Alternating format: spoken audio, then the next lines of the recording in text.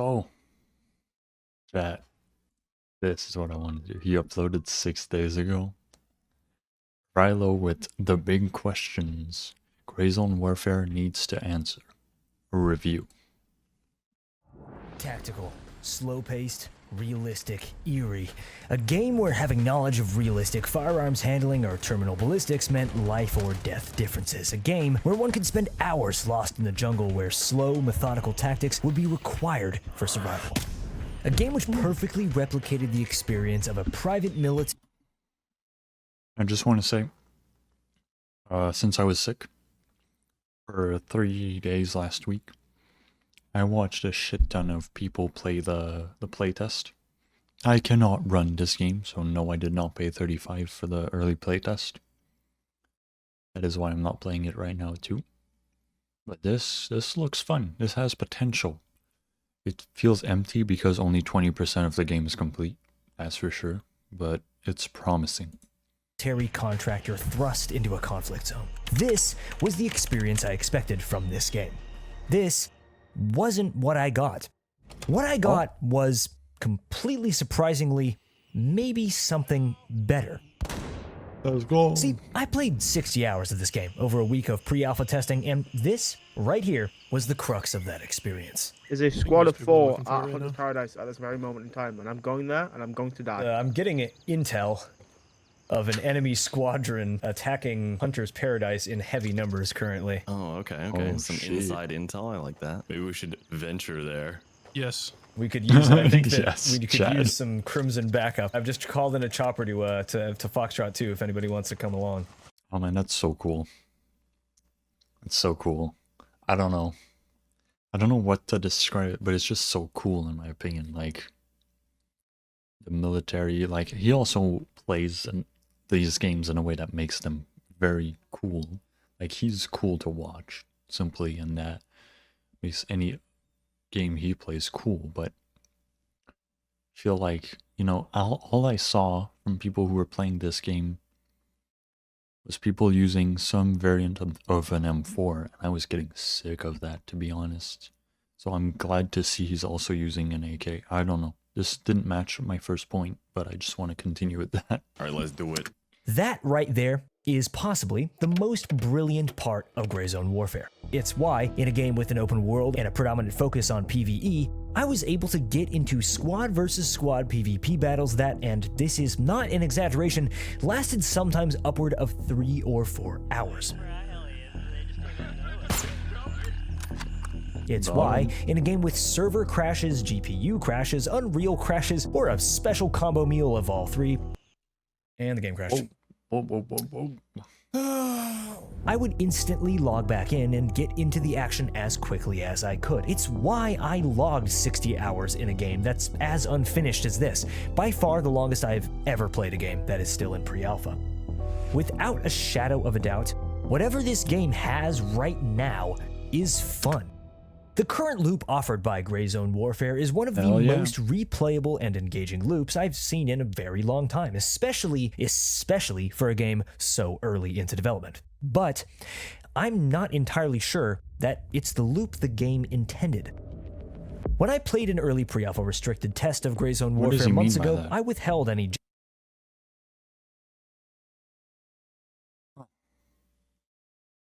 Seems interesting. Not the game intended, but it's accidental genius, question mark? We'll find out. I'll stop talking. Judgment about the game's core loop. I simply hadn't experienced it in any way that was worth discussing above a surface level. While the game is in an utterly subject to change state, I have now essentially played what will be, at least feature set-wise, the early access scope of the game. I now feel like I can really tear apart what is good, bad, or inconsistent, what this game is, will, and could be. Can a game be both fully tactical, realistic, and at the same time fun, casual, and addicting? Can this game fill the hole in the industry for a deep and intricate player In my opinion, it is not possible, and I say it all the time. In my opinion, it is not possible to have the most realistic game and have it be fun. Because if you emulate reality, it's just boring, bro. Like, if you actually emulate a real soldier's day, like sleep, clean the barracks, like all the minute details. If you have to eat in a video game, then shit. It's like, okay, dude, like, Jesus. And I know The Sims does that, but The Sims is fun in a way that it's gamified. Like, you don't have to micromanage. The time moves fast. I don't know. You get what I mean, though, right? So, like, a game that's too... And The Sims is not realistic at all. So you see, like, you can incorporate realistic elements into a game that'll make it more fun, more immersive in a way. But, like... war games that are ultra realistic are not fun. Like, war isn't fun in real life because it's not fair simply, and it's not a game too. Like, if you die and you lose everything, like in a certain game, that's not very fun. That's why even Tarkov has ways to recover from that. Versus environment open world tactical shooter game, while also scratching the itch for PvP that many need to get their blood flowing. What does this game want to be, and can it be achieved? Let's talk about it all right now. Yeah, sir. I'm here for it. If one wants to play Greyzone warfare like, say, Ghost Recon, taking their sweet time, being extremely intentional about every single enemy encounter, avoiding PvP as a lone wolf, it's actually all very possible. I attempted to solo one of the most difficult areas in the map currently with a bolt-action sniper, and it was a very engaging, yet at times frustrating, experience. Okay, it's freaking got my lungs, dude. That actually annoys me a bit. If one wants to play the game like, say, Rust, teaming up with a group to hit the military base repeatedly, acquiring high-end ammo to force PvP at a high... And saying slurs, that's the most important part of Rust, come on. You're missing that, Riloe. Traffic area, they can absolutely do so. There's PvP. I was making fun of Rust players, like I wasn't condoning and say that you should say racist stuff on games. Let's just be clear on that. Over next to Tomo and Stone. Do we need to go back them up? We should go back them up. They're fighting my friend Jesse. He's a part of the Mithrish. Jesse. Jesse? Are you No, a not secret Jesse agent? Kazam. No. Wait, how do you know? Wait, Jesse Kazam? Intel. Wait, no, how does he know? Intel in my. We have more pressing matters than internal struggle. Before I get further, I think that this is an important point to make. In its current state, it is quite possible to play the game in both ways.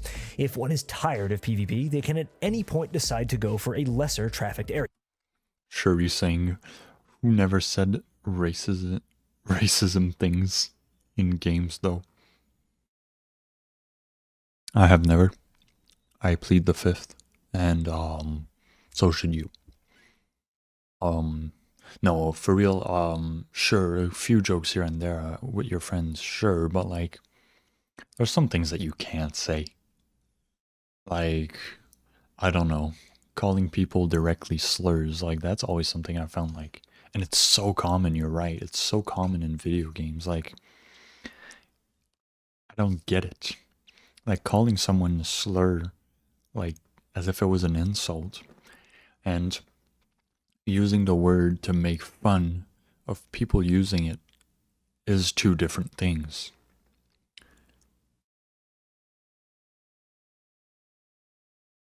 Oh my god, unfortunately, I played League of Legends and then I got message restricted for 15 games. There you go. That's what you get. I'm sorry. I'm sure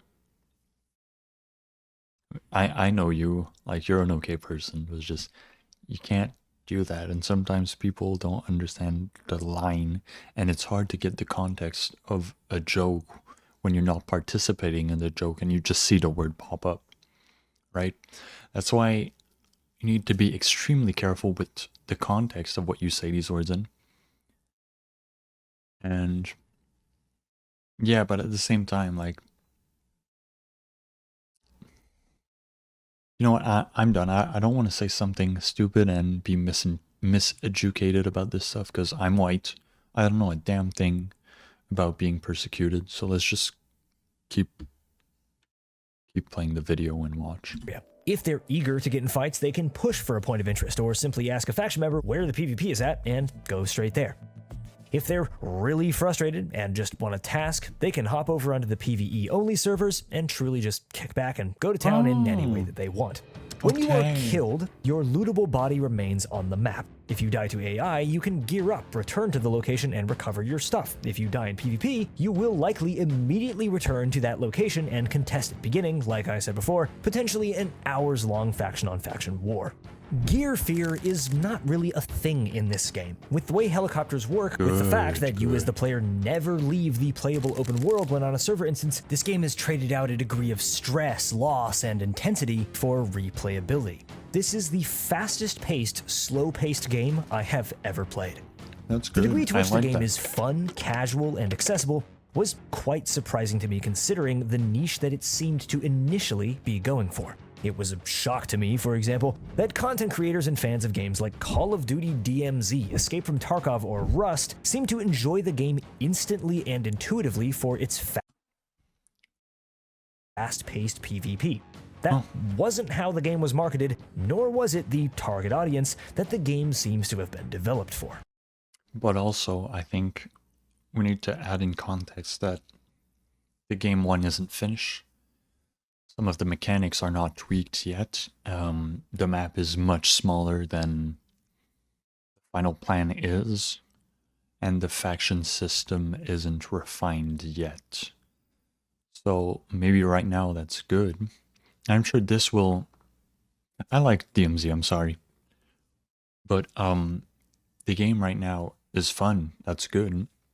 I'm sure that the game will keep some of these aspects, but it will also become what they want it over time, because that's just how development works, right?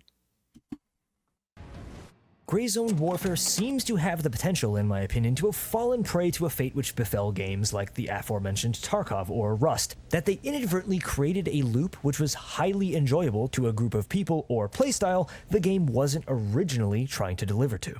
The game, thusly, in my opinion, has three options. First, by taking advantage of the game's current momentum, they can lean into the loop which was present in the April 2024 test, the loop which will likely be present for early access, one where PvP is highly cyclical and easy to engage in, where the game has a pace which gets you back into the action quick. It'll be silly, fun, and potentially extremely toxic. The upside? Popularity, streamability, and in my opinion, a community which will yearn for a focus balanced around PvP and accessibility. Fun first, Yes immersion and and no. realism. Whoa. Second, camping will Whoa. What happened? cyclical and easy to engage in, where the game has a pace which gets you back into the action quick. It'll be silly, fun, and potentially extremely toxic. The upside? Popularity, streamability, and in my opinion, a community which will yearn for a focus balanced around PvP and accessibility. Fun first, immersion and realism second. Camping will be rampant, ganking and cheesing PvP strategies will become widespread. Kits will flow fast and freely, many streamers will love it, the game will likely in turn become more popular than it might originally have intended to be, and those people who wanted to focus on the story and the PvE will play on the PvE only servers. Okay. Second option, they can lean far away from the PvP, more so to the tone people expected from the game's initial announcements. They can drastically de-incentivize the player versus player interactions, making it brutally punishing to die. Faction-based and landing zone mechanics could be entirely reworked. The game's design could focus more on tactical gameplay options, more keybinds, motions, and control of the player character could be implemented. Further expansion on the map could focus the game entirely around that PvE interaction. The AI, given enough time, could be given a full Metal Gear Solid-like treatment with complex pathing and personality. As a whole, the game would have PvP as a constant threat, but an unrewarding one. Okay. I'm gonna wait for the other points, because right now I'm thinking of a point, but if he addresses it, we'll see. The game will likely be a far more niche title, drawing a primarily milsim or single-player tactical shooter audience. Most streamers would stray away from it, the niche community would love it. And then, there's the third option. The most difficult to achieve, and yet in my opinion, the correct path. Ride the line between military simulation and casual there you go. open-world shooter. Take the That's what I was gonna say. There you go. best from the PvE design and elevate it. Take the worst from the PvP and make it borderline impossible. The PvP would be engaging, rewarding, and easy to avoid. PvE would be a constant reality and one players could focus on entirely if PvP isn't their thing. There were emergent moments provided by the ease of player interaction in this test that need, in this case, to be leaned into, and there were utterly Emergent. What is emergent? I'm sorry.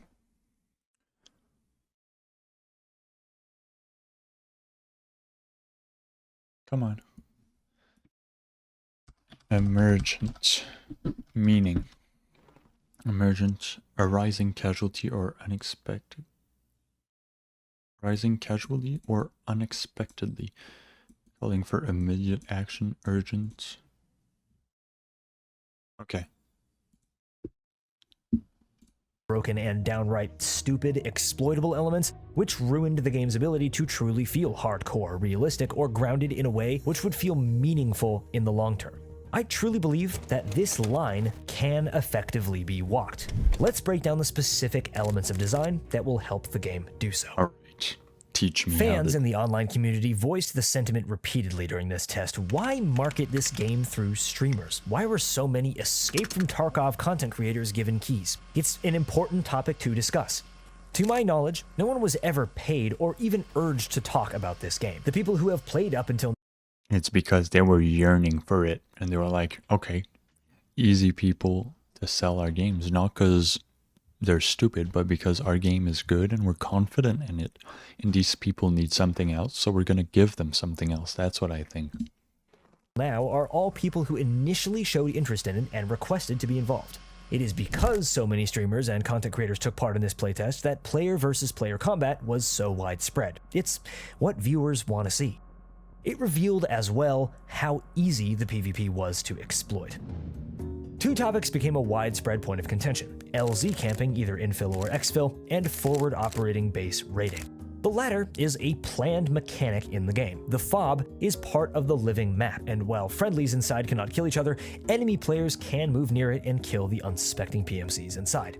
Why is this problematic? Base raiding exists in plenty open world games, right? Well, because this isn't a survival game. Because the fob is equivalent to a stash screen. When players spawn into a server, they spawn in here, in this patch of grass. Any player sitting on the hillside can take the hat off a freshly spawned player at 200 yards and potentially the first time that player has ever logged into the server that day. Having done this twice, once on the first day of the test and again on the last, the developers have already begun to rework systems, and those reworks are felt. AI PMCs guarding the fob are now geared with some of the highest tier weapons, ammo, and kit, and respawn extremely quickly. This fix, while a temporary one implemented in about a day or two, caused its own problem actually. Oh wait, no dude, we did get raided, look, and I didn't even, oh my god! What? Oh, but you can kill Dead them. AI PMCs killed by the enemy faction were lootable, meaning if you successfully cleared your fob of the enemy, there were now dozens of extremely high-level kits just lying around for the taking, to an absurd degree, actually. In the future, the devs plan to implement real-time quests, so-called. It's like that one The Witcher thing, where there was an exploit where they would kill cows, and they would sell the meat for the cows since it was one of the highest selling items, and they would meditate and spawn back, I think, right? And then the developers made it so a monster would spawn if you killed a certain amount of cows, but that just enabled people to farm the monsters and get more XP and get more money in turn. So they're like, oh shit, what do we do now? And I'm pretty sure they just gave up. So, you know, it's hard to like, or you could do like Tarkov, have zones that kill you instantly if you enter, or have mines that are triggered just by another faction, you know? That could be an option. Enemy team attacks your team's base. And in Tarkov, you can't see the sniper that's killing you. He's like not even shootable. He's just in the open air, out of thin air, he shoots you. An emergency call will alert all PMCs in the faction, no matter where they are on the map, and give them a special quest to eliminate the threat and kill all enemy PMCs in that area. For this, they'll be rewarded in some way. By implementing this system, buffing AI PMC guards and making them only lootable by attacking players rather than those whose faction they belong to, the idea of a fob raid becomes less exploitable, less cheesy, but still a part of the game. Not necessarily incentivized or easy. Not your first choice, not by a long shot, but present as an option. This is, I think, emblematic of exactly the type of design choices that MFG should make when addressing aspects of Greyzone warfare that turn the game from a tactical immersive shooter into a goofy PvP fest. Camping a location, attacking a fob, killing a player who is deboarding a helicopter. These are all moments which should be possible in the game. Possible if you choose so, but not so easy that they are the first thing that any player does. Let's take LZ camping. I won't lie, LZ camping is so easy, so intuitive, that you would end up doing it without even trying. Oh, damn. Helo, helo. Enemy helo, enemy helo. Enemy chopper coming in right now, enemy chopper. Oh, don't do it. Uh-oh. That's fucked up. Yeah. Oh, we're done, man. Poor guys. Crimson for life! Crimson! Crimson! Okay, so sometimes I was trying, but that's the point. I'm not actually that kind of player in most games. I can't camp in a game like Tarkov or DayZ or Hunt Showdown. I simply don't have the patience or the interest in ruining other people's experiences. Exactly. Bro, really? Just spawn camp and just go ahead and kill me so I can get into this game. Really, dude?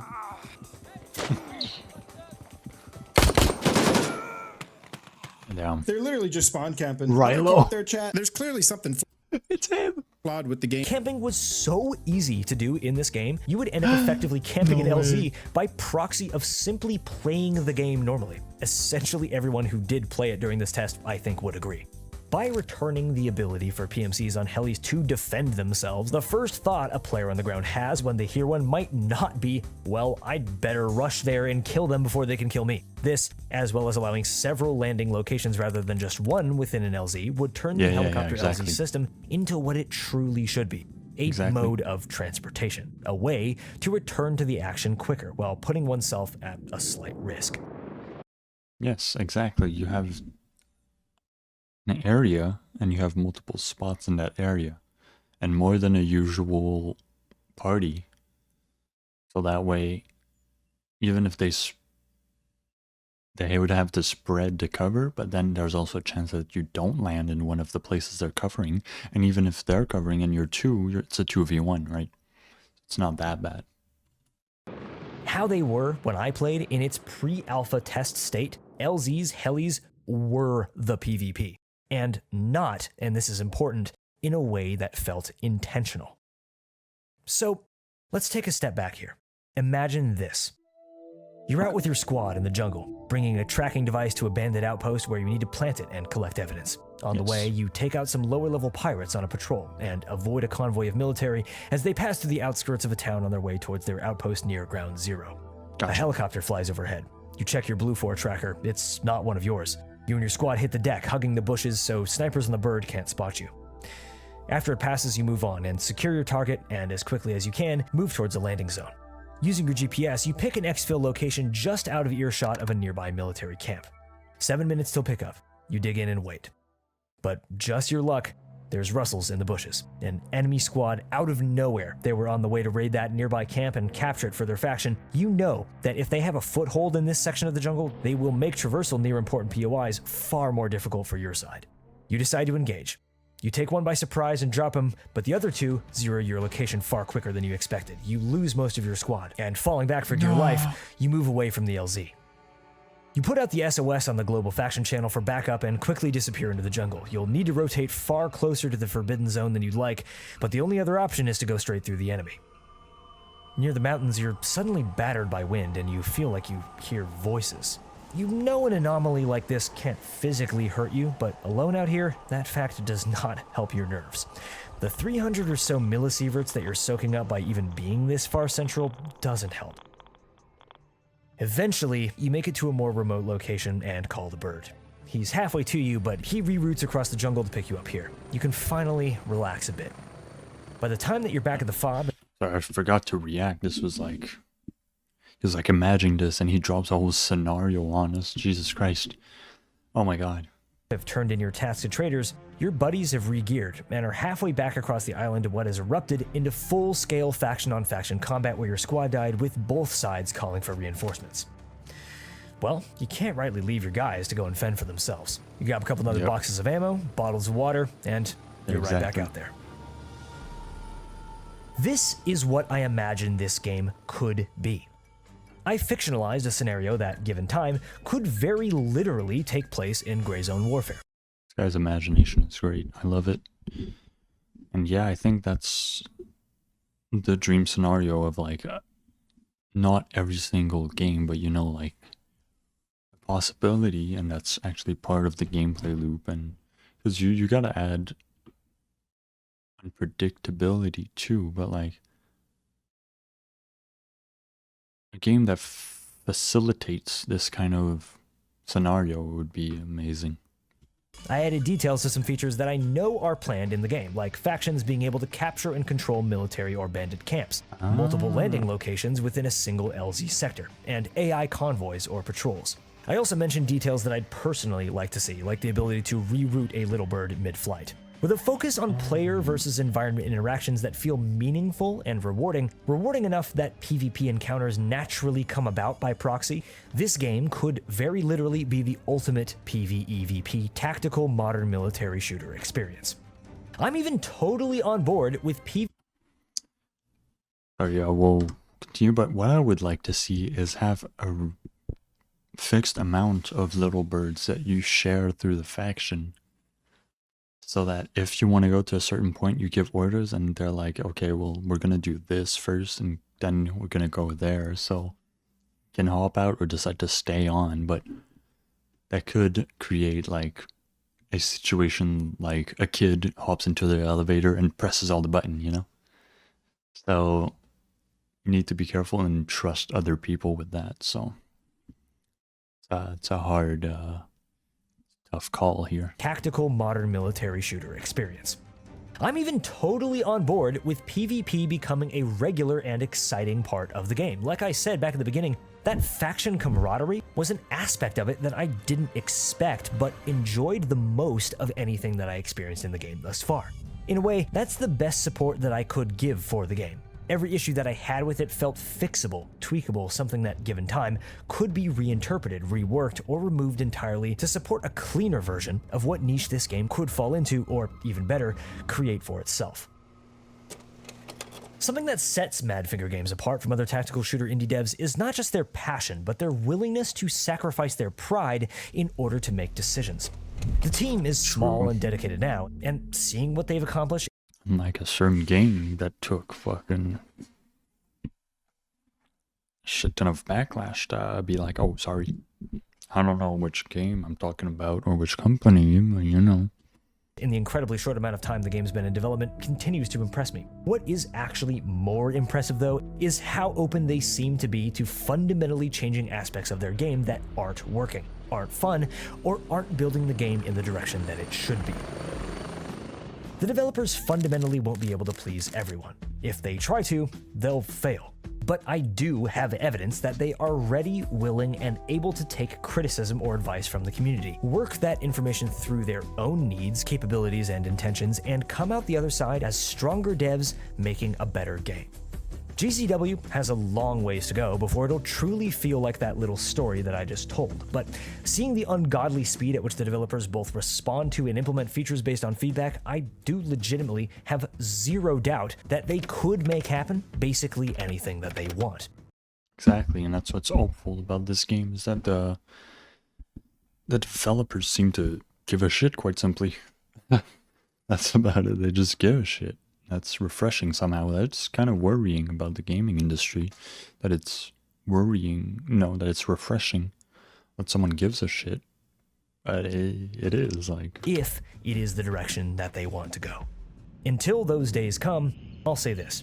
The game is just fun. So if it does feel like a game that you'd like, have fun with it. And let me tell you, I just cannot wait for nighttime. Thanks for watching. Yeah. Banger of a video once again.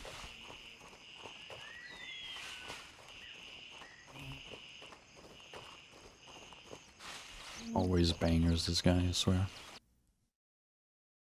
With new jams and to advance your prehistoric, who I be is the question and the answer is rhetoric. With new jams and to advance your prehistoric, who I be is the question and the answer is rhetoric. Who you messing with? Who you playing with? Who you messing with? Who you playing with? Who you messing with? Who you playing with? Who you messing with? Who you playing with? I'm the best.